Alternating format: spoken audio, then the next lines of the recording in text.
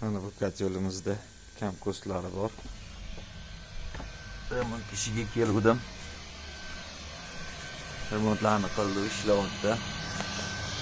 Nima xuddi sifon qilinmagan, konsep mana bu yoqdan par chiqadi. Agar ko'rinayotgan bo'lsa, mana bu ugar odamni zaharlaydi. Mana buzoqchalarimiz bor, yo'lchi.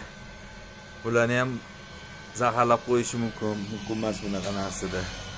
Iloj bo'lsa, yamaga nasos tashab, bu yoqqa sifon qilib kanalizatsiyaga chiqazorish kerak.